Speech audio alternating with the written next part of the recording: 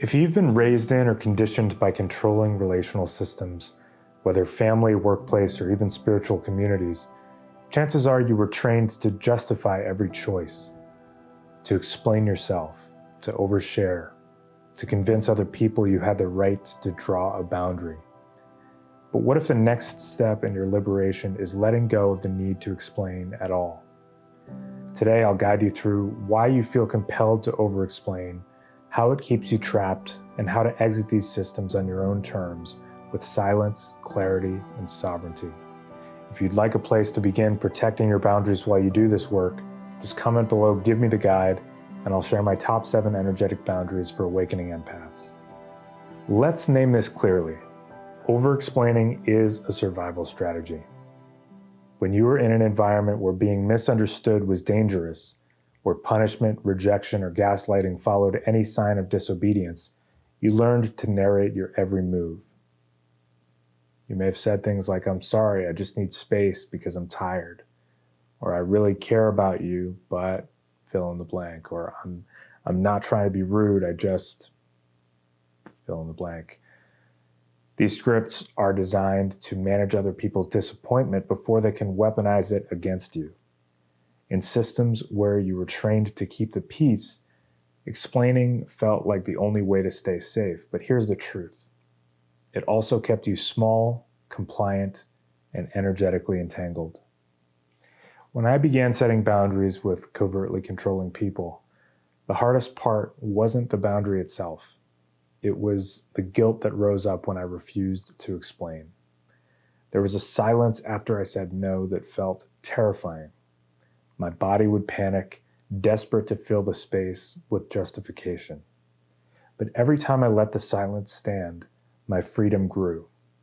It taught me that my no did not need an essay.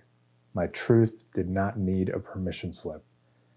In the sovereignty sequence, this is a core milestone, rebuilding a sense of authority so you can hold a boundary without propping it up with endless words.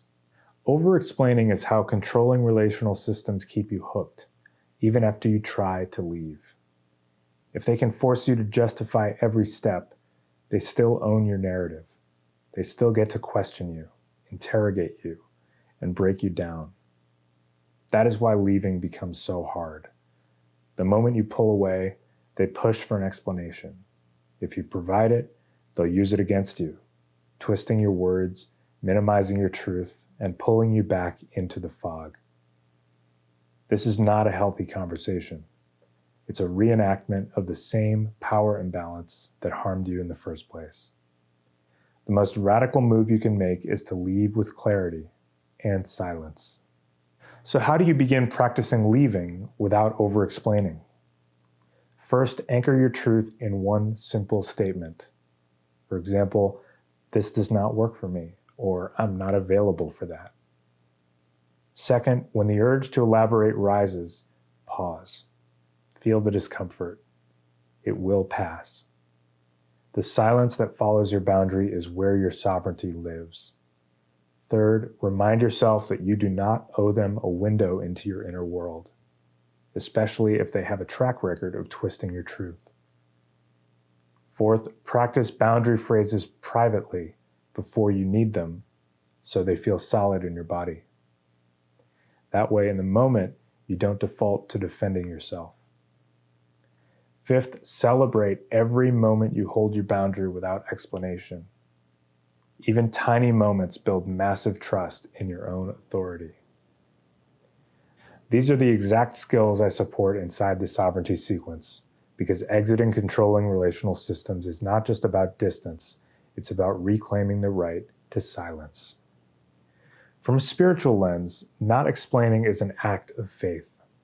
It is a statement that your intuition is enough.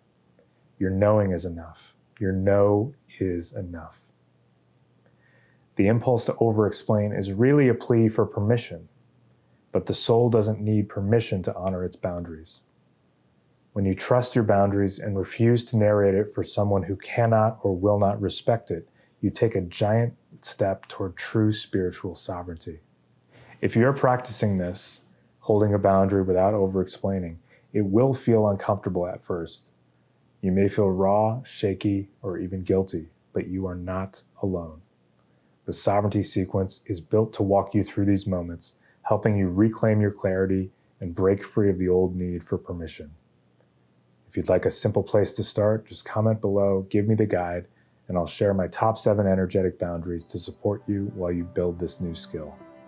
Your boundaries do not require a defense. Your truth does not need a permission slip. Trust it. And as always, may the shadow wane and the stardust remain.